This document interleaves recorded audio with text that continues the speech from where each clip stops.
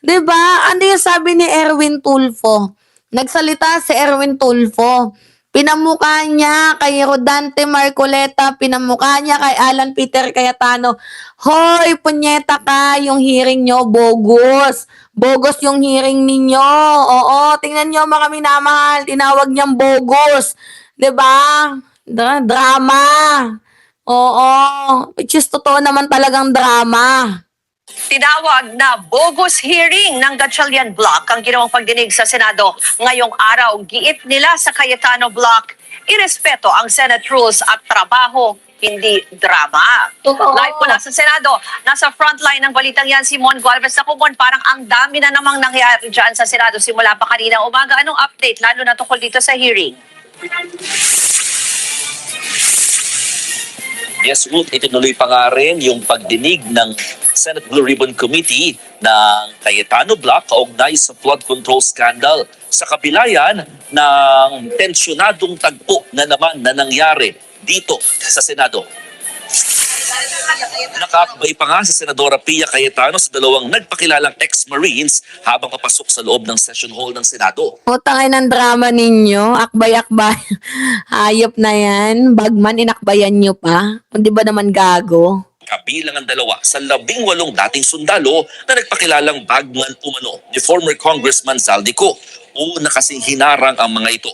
At kahit hinihingal pa nga, binuksan ni Senadora Pia ang pagdinig. Kasama niya rito ang iba pa mga kaalyadong senador, kabilang sina Alan Peter Cayetano, Amy Marcos, Robin Padilla, Loren Legarda at Rodante. Tangina na itong black ni Cayetano. Talagang literal na literal na pinagkaisahan itong linya. 'Di ba mga minamahal? 'Di ba? Yung mga linya nila talagang pinagpraktisan, pero itong 18 Marines hindi magaling dumrama Hindi magaling hindi magaling umacting kaya doon sila nadali 'Di ba? Alam niyo kung ano yung sabi ng nila Erwin Tulfo ng Gatchalian Block? Bogus hearing. Oo. Yung mga tanungan ng panggago Oo, tanungan na yung tanong yung may sagot na din, 'di ba? Ay nako, I am not surprised also. Tama ka sinabi mo Ramil Cruz. Hindi na din tayo surprised sa ganitong padurugas nila. Marcoleta na siyang nagtuloy at nanguna naman sa hearing bilang chairperson ng komite. Pero dahil wala ang mga tauhan ng komite, si Cayetano, Senator Alan Peter, ang nanguna sa pagpapanumpa sa mga tumayong testigo. Nagsimula raw magtrabaho ang mga nagpakilalang ex-Marines kay dating Congressman Zaldico nang maupo ito bilang Appropriations Chair ng Kamara. Idinetali nila ang tungkol sa mga maleta na naglalaman umano ng pera na inihatid daw nila. Git nila, nahahati raw sa 3 sukat ang mga maleta. Merong small, medium at large na idinedeli. Ano yan? Itlog? Small, medium, large? Ano yan? Itlog? Small, medium, large? Nila ng 3 hanggang 4 na beses kada linggo. Nasa 20 hanggang 25 million pesos daw ang nasa small, 40 to 50 million pesos naman sa medium, habang nasa hanggang 70 million pesos ang sa large size ng maleta. Kasama sa mga nabanggit na pinagdalahan umano ng maleta ay sina Pangulong Bongbong Marcos at dating House Speaker Martin Romualdez. Dati na itong nabanggit at itinanggi na rin nila ang mga nasabing paratang. Nabanggit din ang pangalan ni Senators Erwin Tulfo at Tito Soto. Pati na rin ang ilang pangalan ng mga kasalukuyan at dating kongresista na dinalhan din umano ng mga pera. Sa isang pahayag, itinanggi ni Senator Soto ang alegasyon na pa-OMG pa nga ang senador. Hindi raw siya senador mula 2020. Alam niyo, itong issue na to, tama yung nag-comment, they want to delay the impeachment. 'Di ba? As long as they can handle the issue of the 18 Marines, continue to. Kasi yung issue dito, they want to delay the impeachment. Yun. Huwag na tayong maglokohan dito. Gusto niya lang i-delay ang impeachment. Si Soto hindi naman senador. So paano siya naka-receive ng maleta galing sa 18 Marines? Si De Lima nakakulong pa, so paano siya naka-receive nun? Si Erwin Tulfo nakakulong din, so paano siya naka-receive nun? 'Di ba? Oh, tapos sila Brosas, sila Abante, paano sila naka-receive nun? Puro kasi kwento pero walang ebidensya. Bakit pa ba pinapatulan yan ng Senate Blue Ribbon Committee? Ang nagiging ending, nagiging katuwa-tuwa, nagiging happy pill na lang ng mamamayang Pilipino itong Senado. Gusto nilang matawa, manonood sa Senate hearing. 'Di ba? 2 hanggang 2025 gaya ng nabanggit. At ang binanggit daw na EA niya na tumanggap ng pera na Mark ay namatay na noong taong 2015. Hirit pa ni Soto, huwag kayong patol ng patol. Pinabulaanan din ni Senator Erwin Tulfo ang mga alegasyon naman laban sa kanya. Heto, pakinggan natin.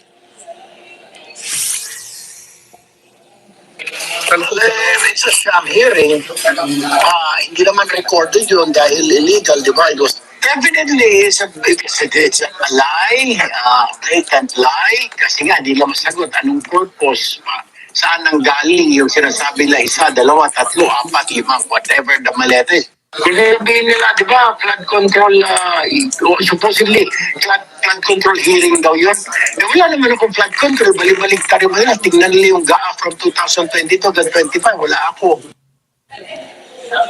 Samantala, Ruth, ito ang ginawa ng mga dating Marines na tumanggap sila ng pera o nabayaran sila para gumawa ng gawa-gawang kwento.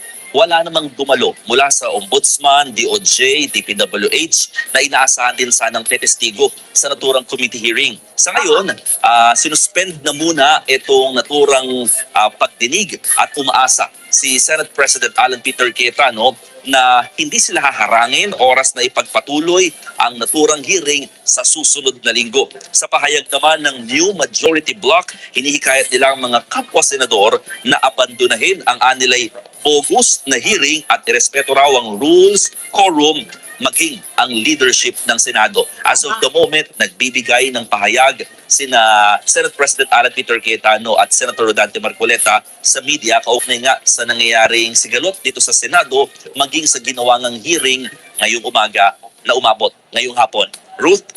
Mon, may naipaliwanag ba yung anong bearing niya ang hearing na yan? Kasi nga, di ba sinasabi ng new majority bogus yan. Tapos paano yung on the record ba ng mga testimonya dyan? Anong mangyayari? Alam mo, Ruth, ang ikinigit naman ng Cayetano block that their hearing is also legitimate or legit technically dahil nga sa Anong legit? Wala ngang ebidensya, puro kwento. Sige nga, sa korte kayo mag-usap. Paano?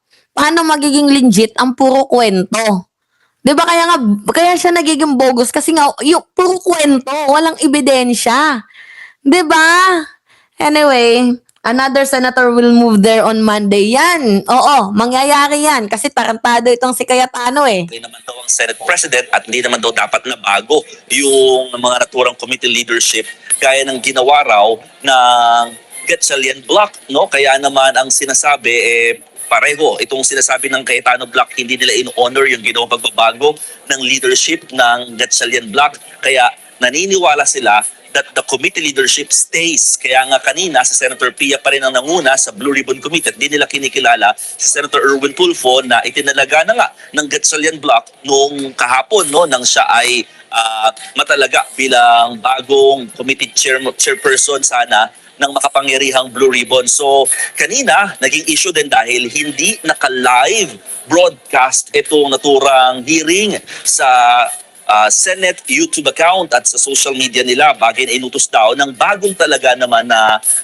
Senate Secretary sa Sergeant Arms sa pinaputol nga yung naturang live broadcast. Bagay na pinakastyon at talagang sinabihan or binalaan ni Senate President Alan Peter Cayetano na posibleng maharap sa kasong kriminal ang sino man na magtatangka raw na haharang at talagang pipigil rather sa ginagawa nilang committee hearing at investigation nga kaugnay sa flood control scandal. So lumalabas na pinakatali ang kamay dito. Alam mo, Ruth, ay yung mga tauhan ng Senado na gulong-gulo na rin kung sino ba talaga ang susundin dahil sa dalawang magkabilang block na namumuno dito sa Senado. Ruth? Kakapalan na lang kasi ng mukha ni Alan Peter Cayetano na nandyan siya.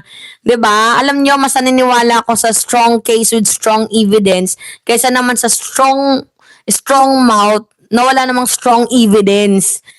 Nasa na yung walang kukurap, bigla na akong inantok sa sinabi ni Rodante Marcoleta. Wala daw kukurap. Bakit inantok tayo sa nangyaring hearing? Wala namang kaabang-abang, wala namang bago, ganun pa din. So, nasaan yung sinasabing walang kukurap? Kumurap, lahat naman tayo, kumurap sa kakatawa eh. 'Di ba? Ano ba naman tong ka-fake-fake na ginagawa ninyo? Huwag niyo kaming dinadamay, punyemas kayo. Huwag niyo kaming dinadamay sa katarantaduhan ninyo, nananahimik ang mamamayang Pilipino. Sa totoo lang, ang gusto lang nila is accountability, ituloy ang impeachment, ituloy yung mga nararapat, hindi yung kesyo kung ano-ano pa yung sinasabi ninyo. 'Di ba, mga minamahal? At the end of the day, they have no evidences to prove. Comedy show, Stephen Ferriol. 'Di ba, yun yung nangyari, Ramil Cruz. 'Di ba? My 18 years old wife is no longer under. 'Di ba, mga minamahal? Kaloka. Diyos ko, kahit ako inantok, mas mabuti na lang na nagchichikahan tayo dito, mas may sense pa. 'Di ba? Kaysa naman magchikahan tayo, nakasama yung ay, nako, yung 18 Marines sa nonsense. Anyway, mga minamahal, it's me again, Alicia Ninyo, nagbabalik muli para sa ating panibagong video. Mamaya, may live tayo, segunda manuhan natin to. Ingat!